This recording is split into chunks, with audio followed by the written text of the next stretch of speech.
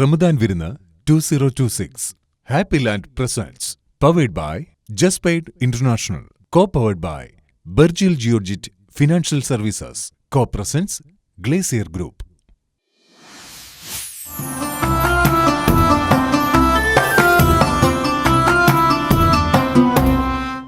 സത്യം പറയുക, സത്യസന്ധത സൂക്ഷിക്കുക.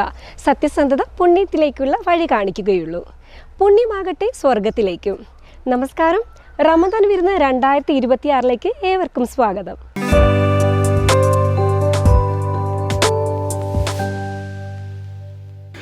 റമദാൻ വിരുന്നിലേക്ക് സ്വാഗതം.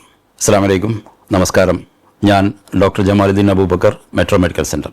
ഈ റമദാൻ മാസത്തിൽ നമുക്ക് ചില ദുശീലങ്ങളുണ്ടാവും, അതായത് നമ്മളെ ചില ബാഡ് ഹാബിറ്റ്സ്, അത് മാറ്റാനും കൂടിയുള്ള ഒരു അവസരമാണ് നമുക്ക് വന്നു ചേർന്നിട്ടുള്ളത്. അത് മാക്സിമം നമ്മൾ മുതലെടുക്കണം എന്നാണ് എനിക്ക് പറയാനുള്ളത്. അതിൽ ഏറ്റവും പ്രധാനമായിട്ടുള്ളത് സ്മോക്കിംഗ് തന്നെയാണ്. നമ്മൾ സ്മോക്കിംഗ് നമുക്ക് മാത്രമല്ല, നമ്മുടെ ചുറ്റുഭാഗത്ത് ഉള്ള ആളുകൾക്കും, നമ്മുടെ കുടുംബത്തിലും കുട്ടികൾക്കും ഭാര്യയ്ക്കും ഒക്കെ അത് ഹെൽത്ത് ഇഷ്യൂസ് ഉണ്ടാക്കും എന്നുള്ളതിന് യാതൊരു തർക്കമില്ല. അത് തർക്കമില്ലാത്ത വിധത്തിൽ തെളിയിക്കപ്പെട്ടിട്ടുള്ളതാണ്. ഏകദേശം 700ഓളം കെമിക്കൽസ് അതിനകത്തുണ്ട്. അതിൽ 250ഓളം വളരെ ടോക്സിക് ആയിട്ടുള്ളതാണ്. അതിൽ ഒരു 70ഓളം ക്യാൻസർ ഉണ്ടാക്കുന്നതാണെന്ന് തെളിയിച്ചിട്ടുണ്ട്. അപ്പോൾ നമ്മൾ പാസീവായിട്ട് ഒരു 8 മില്യൺ ആളുകൾ ഓരോ വർഷവും പുകയില ഉപയോഗം കൊണ്ട് മരിക്കുന്നുണ്ട്. ഇതിൽ 1,60,000 ആളുകൾ പാസീവ് സ്മോക്കിംഗ്, അവരാ പുക വലിച്ചിട്ടല്ല, പക്ഷേ അവരുടെ ആ പുക വലിക്കുന്നതിൻ്റെ അടുത്ത് അല്ലെങ്കിൽ അവർ അടുത്തുണ്ടായതുകൊണ്ട് പാസീവ് സ്മോക്കിംഗ് എന്ന് പറയും. നമ്മൾ ആക്റ്റീവായിട്ടല്ല, പക്ഷെ മറ്റുള്ളവർ വലിക്കുന്നതിൻ്റെ ദൂഷ്യഫലം അനുഭവിക്കുന്നവരാണ്. ഇതിൽ 65,000 കുട്ടികളാണ്. പിന്നെ ഒരു പ്രഗ്നൻ്റ് ആയിട്ടുള്ള സ്ത്രീ പുക വലിക്കുകയോ അല്ലെങ്കിൽ പാസീവായിട്ട് പുക വലിക്കുന്ന ഭർത്താവോ അല്ലെങ്കിൽ വീട്ടിലാരെങ്കിലും പുക വലിക്കുന്നത് ശ്വസിക്കുന്നത് മൂലം കുട്ടിക്ക് പ്രശ്നങ്ങളുണ്ടാവും. ഒന്ന്, ചിലപ്പോൾ പ്രീമച്വർ ഡെലിവറി വരാം. പ്രീമച്വർ എന്ന് പറഞ്ഞാൽ മാസം തികയാതെ പ്രസവിക്കുക എന്നുള്ളതാണ്.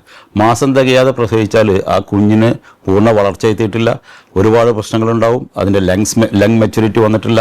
അപ്പോൾ ശ്വാസ തടസ്സം ഉണ്ടാവും. ചിലപ്പോൾ നമ്മൾ വെന്റിലേറ്ററിലൊക്കെ നിയോനെറ്റൽ ഇൻറ്റൻസീവ് കെയർ യൂണിറ്റിൽ കിടത്തേണ്ടി വരും. കുറേ ദിവസം അങ്ങനെ നമ്മൾ കഴിക്കേണ്ടി വരും. അങ്ങനെ വന്നാൽ തന്നെ കുഞ്ഞിന് പരിപൂർണമായുള്ള ആരോഗ്യം ലഭിക്കണമെന്നില്ല. എന്ന് വെച്ചാൽ അവർക്ക് ലങ്സിൽ പ്രശ്നം ഉണ്ടാവാം, തലച്ചോറിൽ ഓക്സിജൻ കിട്ടാത്ത വിധത്തിൽ ഉള്ള പ്രശ്നം ഉണ്ടാകും, സെറിബ്രൽ പാൾസി എന്നൊക്കെ പറഞ്ഞിട്ട് മസിലിനും നെർവിനും ഒക്കെ ബുദ്ധിമുട്ടുണ്ടാകുന്ന പ്രശ്നങ്ങളൊക്കെ ഉണ്ടാവാറുണ്ട്. അതൊരു ഭാഗത്ത്. മറ്റൊന്ന്, അവർക്ക് ചിലപ്പോൾ വൈകല്യങ്ങൾ ഉണ്ടാവാറുണ്ട്. അത് ക്ലഫ്റ്റ് ലിപ്പ് എന്ന് പറയും. ക്ലഫ്റ്റ് ലിപ്പ് എന്ന് പറയുമ്പോൾ ഈ മുറിച്ചുണ്ട്, ഈ ചുണ്ട് ഇങ്ങനെ വിടുന്നിരിക്കുക. അതിൽ വായിലെ പാലറ്റ് എന്ന് പറയും, മുകൾ ഭാഗത്തുണ്ടാകുന്ന അതിലെന്തെങ്കിലും വിടവ്, ഈ ചുണ്ടിലുണ്ടാകുന്ന വിടവ്, ഇത്തരം പ്രശ്നങ്ങൾ ഉണ്ടാകാനുള്ള സാധ്യതയുണ്ട്. ഇത് പാസീവ് സ്മോക്കിംഗ് കൊണ്ടുള്ള ഉണ്ടാകുന്നത്, അല്ലെങ്കിൽ അത് പ്രഗ്നൻ്റ് ആയിട്ടുള്ള സ്ത്രീ പുക വലിച്ചാലും ഉണ്ടാകുന്ന ബുദ്ധിമുട്ടാണ്. പിന്നെ ഇത് ക്യാൻസർ ഉണ്ടാക്കുന്നുള്ളത് നമുക്കറിയാം. പിന്നെ മറ്റ് കാർഡിയോവാസ്കുലർ, അതായത് ഹൃദയ സംബന്ധമായ അസുഖങ്ങൾ ഉണ്ടാക്കാനുള്ള, പ്രഷർ കൂട്ടും, നമുക്ക് ഹാർട്ട് അറ്റാക്ക് ഉണ്ടാക്കാനുള്ള സാധ്യതയുണ്ട്. പിന്നെ ക്യാൻസർ, ലങ് ക്യാൻസർ 70% ചാൻസ് അതുണ്ട് പുകവലി മൂലമാണ്. മറ്റ് ക്യാൻസറുകൾക്കും ഇതിനുള്ള സാധ്യതകളുണ്ട്. അങ്ങനെ ഈ പുക വലിക്കുന്ന ആൾക്കും ചുറ്റുഭാഗത്തുള്ള ആൾക്കും പ്രശ്നം ഉണ്ടാക്കുന്നുണ്ട് എന്നുള്ളത് വളരെ തർക്കമില്ലാത്ത വിധത്തിൽ തെളിയിക്കപ്പെട്ടിട്ടുള്ളതാണ്. അതിൽ നോമ്പ് സമയത്ത് നമ്മൾ ഏകദേശം 12-13 മണിക്കൂർ, അല്ലാതെ ആ സമയം നോമ്പ് തുറക്കുന്നത് മുതൽ, നോമ്പ് നമ്മുടെ സുഹൂർ മുതൽ നമ്മൾ ഇഫ്താർ വരെയുള്ള സമയം നമ്മൾ പുകവലിന്ന് മാറി നിൽക്കുകയാണ്. പക്ഷേ നമുക്കിതിൻ്റെ പ്രശ്നങ്ങൾ ഉണ്ടാവാം. ആ സമയത്ത് നമുക്ക് ഇറിറ്റബിലിറ്റി ഉണ്ടാവാം, ഈ പുകവലി ഉണ്ടാകുമ്പോൾ നമുക്ക് ക്ഷീണം വരാം. പുകവലി, അത് നിക്കോട്ടിൻ എന്നുള്ള വസ്തുവാണ് ഇതിനകത്ത് നമുക്ക് അഡിക്ഷൻ ഉണ്ടാക്കുന്നത്. ഈ നിക്കോട്ടിൻ ഉണ്ടാകുമ്പോൾ അതിൻ്റെ കുറവ് വരുമ്പോഴാണ് നമുക്ക് ഏതൊരു അഡിക്ഷനും അങ്ങനെ തന്നെയാണ്. അതായത് ആ ഒരു അഡിക്ഷൻ ആക്കുന്ന സാധനം നമുക്ക് കിട്ടാതെ വരുമ്പോഴാണ് നമുക്ക് ഈ പ്രശ്നം ഉണ്ടാകുന്നത്. അപ്പോൾ ഈ ഒരു സമയത്ത് നമുക്ക് പുകവലി നിർത്താനുള്ള ഏറ്റവും ഉചിതമായിട്ടുള്ള ഒരു സമയം നമുക്ക് ലഭിച്ചിരിക്കുകയാണ്. അത് നമ്മൾ യൂട്ടിലൈസ് ചെയ്യുക. നമ്മൾ പകൽ മുഴുവൻ വലിച്ചിട്ടില്ല, പിന്നെ രാത്രിയും വലിക്കാതിരുന്നാൽ ഇത് നമുക്കൊരു 3-4 ദിവസം കൊണ്ട് നമ്മൾ ആ ഒരു ബുദ്ധിമുട്ട് മാറി കിട്ടുകയും നമുക്ക് പുകവലിയിൽ നിന്ന് മുക്തമാകാൻ സാധിക്കുകയും ചെയ്യും. പല മെത്തേഡുകളുണ്ട് പുകവലി നിർത്താനുള്ളത്, നിക്കോട്ടിൻ പാച്ച്, അങ്ങനെ പലതും ഉണ്ട് അതുണ്ട്. പക്ഷേ അതിലേറ്റവും കോൾഡ് ടർക്കി എന്ന് പറഞ്ഞാൽ അത് ഏറ്റവും പെട്ടെന്ന് നിർത്തുക എന്നുള്ളതാണ്. അത് ഏറ്റവും ഫലപ്രദമായിട്ടുള്ള ഒന്നാണ്. അതാണ് നമുക്കിവിടെ ചെയ്യാൻ പറ്റുന്നത്. അത് നമ്മൾ ഉപയോഗപ്പെടുത്തുക.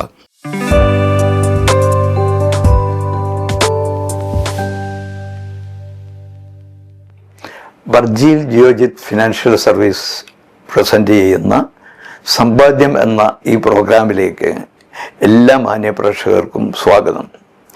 കഴിഞ്ഞ 2 എപ്പിസോഡുകളിൽ നമ്മൾ ഇതുമായി ബന്ധപ്പെട്ട് സംസാരിച്ചത്, ഒന്ന് ഫിനാൻഷ്യൽ പ്ലാനിങ്, രണ്ടാമത് സാമ്പത്തിക അച്ചടക്കം, ഫിനാൻഷ്യൽ ഡിസിപ്ലിൻ എന്ന വിഷയമാണ്. ഇന്ന് ഞാൻ പ്രതിപാദിക്കുവാൻ ഉദ്ദേശിക്കുന്നത് സമ്പാദ്യമെന്നാണ്. സാധാരണ ആളുകളോട് ഞാൻ ക്ലാസ്സുകളെല്ലാം നടത്തുമ്പോൾ എന്താണ് സമ്പാദ്യം എന്ന് ചോദിക്കും. അത് ചോദിച്ചാൽ ഉടനെ ഉത്തരം പറയാം, ചെലവ് കഴിച്ച് ബാക്കി വരുന്നത് എന്നാണ്. ഇൻസ്റ്റൻ്റായിട്ട് കിട്ടുന്ന ഉത്തരം അതാണ്. വീണ്ടും അവരോട് ചോദിക്കും, ഇതേ ചോദ്യം നിങ്ങളോടെല്ലാം ചോദിക്കുക, നിങ്ങൾ എത്ര പേർക്ക് ചെലവ് കഴിച്ച് ബാക്കി വരുന്നുണ്ട് എന്ന് ചോദിച്ചാൽ കൈ ഉയർത്താൻ പറഞ്ഞാൽ 5% പേർക്ക് പോലും ചെലവ് കഴിച്ച് ബാക്കി വരുന്നുണ്ടായിരിക്കില്ല. ഇതാണ് അവസ്ഥ. അതേ സമയത്ത് നമ്മൾ ആ ഒരു ആറ്റിറ്റ്യൂഡ് മാറ്റണം. നമ്മൾ സമ്പാദിക്കുന്നത് എന്തിനാണ് എന്ന് കഴിഞ്ഞ 2 എപ്പിസോഡിൽ നിങ്ങൾക്ക് ബോധ്യപ്പെട്ടിട്ടുണ്ടാവും. നമ്മൾ ജോലിയില്ലാത്തൊരു കാലം വരും. ആ കാലത്ത് ആ 60 വയസ്സിന് ശേഷമെല്ലാം 25-30 കൊല്ലമൊക്കെ ജീവിക്കേണ്ടി വരും. ആ ജീവിക്കുന്ന സമയത്ത് നമ്മുടെ നല്ല കാലത്ത്, നമ്മുടെ ഗോൾഡൻ ഇറ എന്ന് പറയുന്ന 25 മുതൽ 60 വയസ്സ് വരെയുള്ള കാലത്ത് നമുക്ക് നേടിയെടുക്കാൻ സാധിച്ചതുണ്ടല്ലോ, സമ്പാദിച്ചു വെച്ചതുണ്ടല്ലോ, അത് നിക്ഷേപമാക്കി മാറ്റി അതിൽ നിന്ന് വരുമാനം ഉണ്ടാക്കുവാനാണ് നമ്മൾ ശ്രമിക്കേണ്ടത്. അപ്പോൾ സമ്പാദിക്കണമെങ്കിൽ വളരെ ഈസി ആയിട്ടുള്ള ഫോർമുലയുണ്ട്. 2-3 കാര്യങ്ങൾ ഓർക്കുക. സമ്പാദിക്കാത്തതുകൊണ്ട് കഷ്ടപ്പെടുന്ന ആളുകളെ നിങ്ങൾ കണ്ടിട്ടുണ്ടെങ്കിൽ അങ്ങനെയുള്ളൊരു ചിത്രം മനസ്സിൽ പതിച്ചു വെക്കുക. എന്നിട്ട് എപ്പോഴും ഓർക്കുക, അദ്ദേഹത്തിനുണ്ടായ ദുരവസ്ഥ എനിക്കുണ്ടാവരുതെന്ന്. എന്നിട്ട് തീരുമാനിക്കുക, എത്രയാണോ നിങ്ങളെ വരുമാനം, ശമ്പളം എന്തോ ആവട്ടെ, അതിൽ നിന്ന് ഏറ്റവും ചുരുങ്ങിയത് 20% മാറ്റിവെക്കാൻ ശ്രമിക്കുക. ആ 20% നിങ്ങളുടേതല്ല, നിങ്ങളുടെ ഭാവിക്ക് വേണ്ടി നിങ്ങൾ നടത്തുന്ന ഏറ്റവും പ്രാധാന്യമുള്ള ചെലവായിട്ട് ഇത് കാണുക, അതങ്ങ് മാറ്റിവെക്കുക. ബാക്കിയുള്ളത് കൊണ്ട് ജീവിക്കുക. ആ ജീവിതം പ്രവാസികളാണെങ്കിൽ പ്രവാസിയായിട്ട് വിദേശത്ത് ജീവിക്കുന്ന ആളും അങ്ങനെ ജീവിക്കണം. പ്രവാസിയെ ആശ്രയിച്ച് നാട്ടിലുള്ള കുടുംബാംഗങ്ങളും അതുപോലെ ജീവിക്കണം. അവർക്കും 20% കുറവേ കിട്ടാൻ പാടുള്ളൂ, അവർക്ക് അയച്ചു കൊടുക്കുന്നതും. എന്നിട്ട് അവരോട് പറയുക, ഇങ്ങനൊരാവശ്യത്തിന് ഞാൻ 20% മാറ്റിവെച്ചിട്ടുണ്ട്, അതുകൊണ്ട് നിങ്ങൾ 20% കുറച്ചേ കിട്ടുന്നുള്ളൂ, അതുകൊണ്ട് ജീവിച്ച് ശീലിക്കുക. അപ്പോൾ അത് ജീവിച്ച് ശീലിക്കണമെങ്കിൽ ആർക്ക് വേണമെങ്കിലും സാധിക്കും. അത് ൻ്റെ ആവശ്യകത എന്താണെന്ന് നമുക്ക് ബോധ്യപ്പെട്ട് കഴിഞ്ഞാൽ അതിന് ഒരു ബുദ്ധിമുട്ടും ഉണ്ടാവില്ല. നമ്മൾ ഈ സന്ദർഭത്തിൽ ആലോചിക്കേണ്ടത്, എന്തെല്ലാം കാര്യങ്ങൾ നമുക്ക് ആവശ്യമില്ലാത്ത കാര്യങ്ങൾ നമ്മൾ വാങ്ങിച്ചു കൂട്ടിയിട്ടുണ്ട്. നമ്മുടെ വീടുകളിൽ എന്തെല്ലാം സാധനങ്ങൾ അത്യാവശ്യമാണെന്ന് തോന്നിയത് നമ്മൾ വാങ്ങിച്ചു വെച്ചിട്ടുണ്ട്.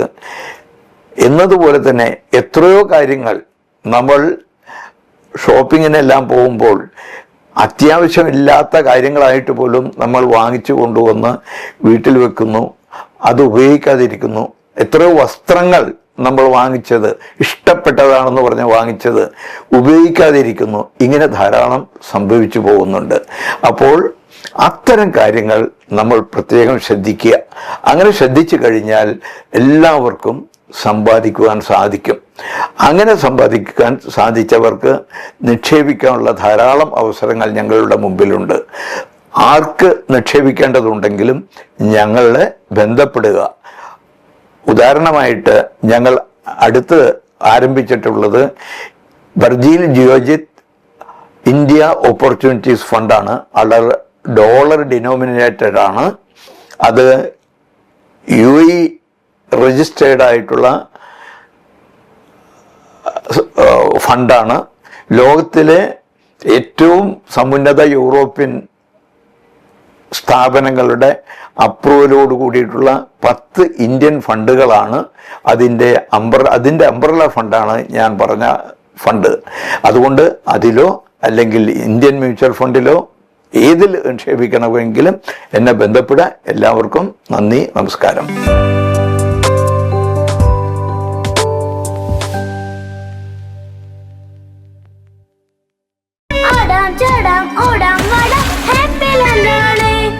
തിമിർത്തിരസിക്കാം കുടുംബത്തോടെ കൂട്ടുകാരുമൊത്ത് happy land water theme park Thiruvananthapuram. Periyar rice, പാരമ്പര്യത്തിന്റെ തനതായ രുചി, ആരോഗ്യത്തിന്റെ മികവാർന്ന ചേരുവകൾ, മലയാളിയുടെ മറ്റ് വിശിഷ്ട പ്രാതൽ വിഭവങ്ങളും. പെരിയാർ റൈസ്.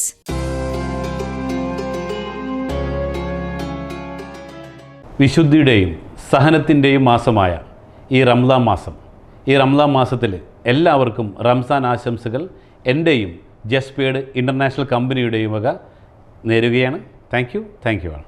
സ്നേഹത്തിൻ്റെയും ത്യാഗത്തിൻ്റെയും നോമ്പുകാലത്തിന് ശേഷം വീണ്ടും നമുക്കൊരു റംസാൻ വരികയാണ്.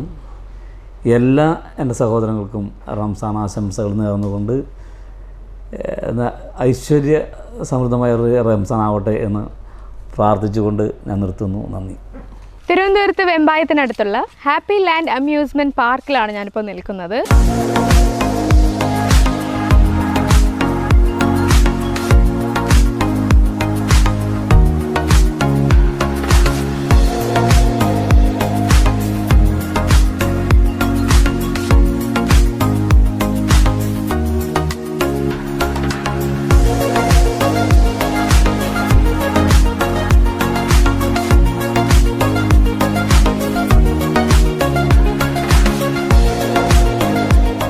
ഞാനിപ്പോൾ നിൽക്കുന്നത് നമ്മുടെ ഹാപ്പി ലാൻഡ് അമ്യൂസ്മെൻറ്റ് പാർക്കിൻ്റെ അകത്തുള്ള ഗോസ്റ്റ് വില്ലയുടെ അടുത്താണ്. ഈ ഗോസ്റ്റ് എന്ന് പറഞ്ഞാലല്ല, ഒരു പേപ്പറിൽ എഴുതി കാണിച്ചാൽ പേടിച്ച് ഓടുന്ന ഞാനാണ് ഗോസ്റ്റ് വില്ലയുടെ ഉള്ളിൽ നിൽക്കുന്നതും ഇനി അകത്ത് എന്തൊക്കെയുണ്ടെന്ന് എക്സ്പീരിയൻസ് ചെയ്യാൻ പോകുന്നതും. അപ്പോൾ അഡ്വഞ്ചറും ഹൊററും അങ്ങനത്തെ കാര്യങ്ങളൊക്കെ ഒത്തിരി ഇഷ്ടപ്പെടുന്നവർക്ക് നല്ല രീതിയിൽ എൻജോയ് ചെയ്യാൻ പറ്റും. അല്ലാതെ കുറച്ച് ധൈര്യം സംഭരിച്ച് നമുക്ക് പോയി നോക്കാം എന്നുള്ളവർക്കും എൻജോയ് ചെയ്യാൻ പറ്റും. അപ്പോൾ ഇതിൽ കൂടുതൽ പറഞ്ഞ് ഞാൻ ഇതിൻ്റെ ഒരു ഹരം കളയുന്നില്ല. കൊച്ചുകുട്ടികൾ 8 വയസ്സിൽ കുറഞ്ഞ കുട്ടികൾ ഇതിനകത്ത് വരുന്നത് അത് പേരൻസിൻ്റെ തീരുമാനത്തിലേ ആവുള്ളൂ എന്നാണ് ഇവിടെ എഴുതി വെച്ചിരിക്കുന്നത്. അപ്പോൾ നമുക്കിതിൻ്റെ അകത്ത് പോയി എത്ര ഗോസ്റ്റ് ഉണ്ട്, ആരൊക്കെ വരും എന്നൊന്ന് നോക്കാം അല്ലേ? നോക്കാം. ഇരുളും വെളിച്ചവും കലർന്ന വഴികളിൽ കാത്തിരിക്കുന്നത് നെഞ്ചുടിപ്പേറ്റുന്ന അവിസ്മരണീയ കാഴ്ചകളുടെ ഹൊറർ എക്സ്പീരിയൻസ് ഗോസ്റ്റ് വില്ല.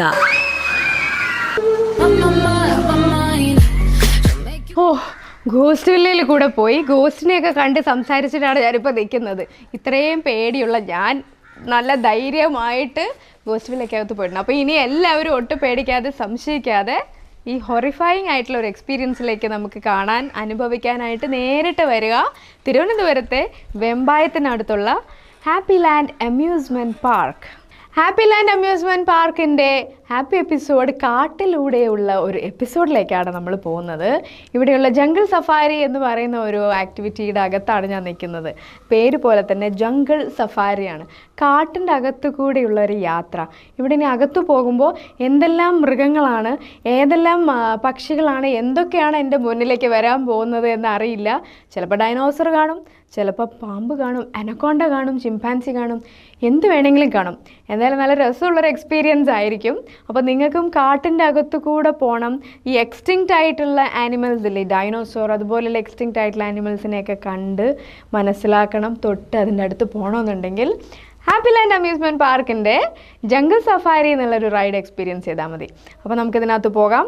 ടോട്ടലൊരു കാടിൻ്റെ ഒരു ഫീലാണ് ഇപ്പം എനിക്കകത്തുള്ളത്. നല്ല തണുപ്പും നല്ല ഇരുട്ടും നല്ല രസമുണ്ട്. അപ്പോൾ നമുക്ക് പോയി കണ്ടാലോ കാടിൻ്റെ ഉള്ളിലൊക്കെ എങ്ങനെയാണെന്ന്. കാടറിഞ്ഞുള്ള സാഹസിക സവാരിയായാലോ? കുട്ടികൾക്കും മുതിർന്നവർക്കും ഒരുപോലെ വനയാത്രയുടെ സന്തോഷം നിറയ്ക്കാം jungle safari.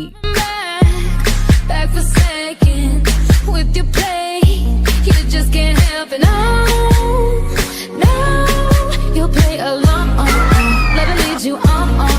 You'll be jungle safari കൂടി ഞാൻ പോയിട്ട് വന്നു. അത് കൂടുതൽ കാണിച്ചു കഴിഞ്ഞാൽ നിങ്ങൾക്ക് ആ ഒരു കാട്ടിൽ പോകുന്ന ആ ജംഗിൾ സഫാരിയുടെ ആ ഒരു ഫീല് കിട്ടണം എന്നുണ്ടെങ്കിൽ വന്ന് തന്നെ കാണാം എന്നുള്ളതുകൊണ്ടാണ് നമ്മൾ കൂടുതൽ വിഷ്വൽസ് നിങ്ങൾക്ക് കാണിച്ചു തരാത്തത്. കണ്ടു കഴിഞ്ഞാൽ പിന്നെ നമുക്ക് ആ ഒരു ഫീൽ എക്സ്പീരിയൻസ് ചെയ്യാൻ പറ്റില്ല.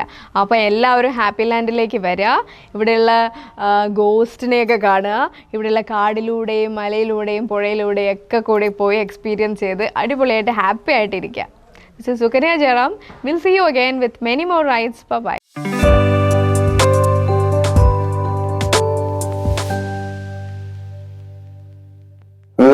നിയമാവലി എന്ന പ്രോഗ്രാമിലേക്ക് എല്ലാ പ്രവാസികൾക്കും സ്വാഗതം. നമ്മൾ ഇന്നിവിടെ സംസാരിക്കാൻ പോകുന്നത് ഈ പുതിയ യുഗത്തിലെ നമ്മുടെ സോഷ്യൽ മീഡിയ, അതുമായി ബന്ധപ്പെട്ട പല ഇൻസിഡൻസ് ആണ്. അതായത് ഫോണിൽ കൂടെ നമ്മൾ പല സോഷ്യൽ മീഡിയയിലൂടെ, ഫേസ്ബുക്കിലൂടെയും ഇൻസ്റ്റാഗ്രാമിലേക്കൂടെയും ട്വിറ്ററിലൂടെയും ഒക്കെ നമ്മൾ പല വ്യക്തികളായിട്ട് പരിചയപ്പെടാനുള്ള സാഹചര്യങ്ങൾ നമുക്ക് കിട്ടുന്നു. പിന്നീട് അതൊരു ബന്ധങ്ങളിലേക്ക് ചെന്നപ്പെടുന്നു. പ്രത്യേകിച്ച് നമ്മൾ പറയുന്ന ബന്ധം എന്ന് പറയുന്നത് സ്ത്രീയും പുരുഷനുമായിട്ടുള്ളതാണ്. പ്രത്യേകിച്ച് ഗൾഫ് രാജ്യങ്ങളിലുള്ള വ്യക്തികൾക്ക് ഒരുപക്ഷെ ഫാമിലി ഇവിടെ ഉണ്ടാവില്ല, അവർക്ക് കുറെ സമയം കിട്ടും. അപ്പോ സ്വാഭാവികമായിട്ട് നമ്മള് മൊബൈലില് ഇത്തരം കാര്യങ്ങളിൽ കമ്മ്യൂണിക്കേഷനുള്ള ചാൻസസ് ഉണ്ട്. അങ്ങനെ ചില സ്ത്രീകളുമായിട്ട് ബന്ധപ്പെട്ട് പരിചയപ്പെട്ടതിന് ശേഷം അത് പിന്നെ അവർ നേരിട്ട് കണ്ടുമുട്ടുന്നു, പിന്നീട് അവർ ഒരു ഇല്ലീഗൽ റിലേഷൻസിലേക്ക് ചെന്നപ്പെടുന്നു. അങ്ങനെ വരുമ്പോൾ ഈ പൂർണ്ണമായിട്ടും കൂടുതൽ സംഭവിക്കുന്നത് ഈ സ്ത്രീകള് ഈ പുരുഷന്മാരിൽ നിന്നും പണം ആവശ്യപ്പെടുന്നു. പലപ്പോഴായി പണം ആവശ്യപ്പെടുന്നു. ആ പണത്തിന് വേണ്ടി ഇവര് ലോൺ എടുക്കുന്നു, പല വിധത്തിലായി പണം അവർക്ക് വേണ്ടി ചെലവഴിക്കുന്നു. അങ്ങനെ വരുമ്പോൾ നമ്മുടെ ബാക്കില് നമ്മുടെ വീട്, നമ്മുടെ മക്കള്, ഇവരൊന്നും അറിയുന്നില്ല എന്താണ് ഇവിടെ നടക്കുന്നത്. അടുത്ത കാലത്ത് ഒരു സംഭവം ഉണ്ടായത്, ഒരു വ്യക്തി വളരെ നല്ലൊരു പ്രൊഫഷണല്, വളരെ വലിയൊരു കോർപ്പറേറ്റ് കമ്പനിയിൽ വർക്ക് ചെയ്യുന്ന വ്യക്തി, അദ്ദേഹത്തിന്റെ ഫാദർ തന്നെ അവിടെ വളരെ പേരെടുത്തൊരു വ്യക്തിയാണ്. കഴിഞ്ഞ 30 വർഷത്തോളം ആ സ്ഥാപനത്തിൽ വർക്ക് ചെയ്ത് മകനെ കൊണ്ടുവന്ന് ഇവിടെ ആക്കി. പിന്നെ ഈ വ്യക്തി ഒരു സ്ത്രീയായിട്ട് പരിചയപ്പെടുന്നു. അങ്ങനെ ആ സ്ത്രീയായിട്ടുള്ള ബന്ധം വളരെയധികം ഡെവലപ്പ് ചെയ്യുന്നു. ആ സ്ത്രീക്ക് വീണ്ടും ഈ സ്ഥാപനത്തില് ജോലി മേടിച്ചു കൊടുക്കുന്നു. പിന്നീട് ആ ബന്ധം വളർന്നു. ഈ വ്യക്തി സെയിം സമയത്ത് ഇദ്ദേഹത്തിന്റെ ഫാമിലി നാട്ടിൽ ഇത് കൂടുതൽ സംഭവിക്കുന്നത് സ്ത്രീകളുടെയും കുട്ടികളുടെയും സാന്നിധ്യം ഇല്ലാത്ത വ്യക്തികളിലാണ് കൂടുതലായിട്ട് സംഭവിക്കുന്നത്. അതിനുശേഷം ഈ സ്ത്രീ ഇവൾക്ക് ഈ രാജ്യത്തൊരു വീട് വാങ്ങാൻ വേണ്ടി ആ സ്ത്രീ പൈസ ആവശ്യപ്പെടുകയാണ്. അത് ചെറിയ തുകയൊന്നല്ല, ഏകദേശം ഒരു 3 മില്യണോളാണ് ഇവൾ ആവശ്യപ്പെടുന്നത്. അത് കൊടുക്കാതെ വന്നപ്പോ ഇവനായിട്ട് വഴക്കായി.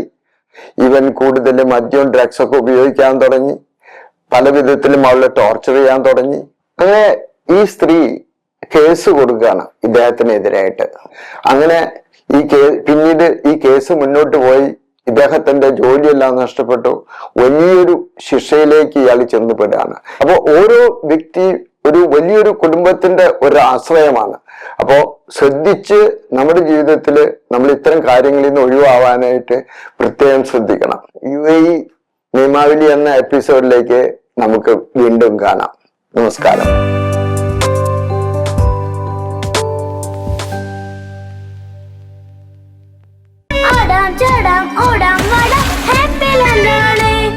തിമിർത്തിരസിക്കാം കുടുംബത്തോടെ കൂട്ടുകാരുമൊത്ത് happy land water theme park Thiruvananthapuram. Periyar rice, പാരമ്പര്യത്തിന്റെ തനതായ രുചി, ആരോഗ്യത്തിന്റെ മികവാർന്ന ചേരുവകൾ, മലയാളിയുടെ മറ്റ് വിശിഷ്ട പ്രാതൽ വിഭവങ്ങളും. പെരിയാർ റൈസ്.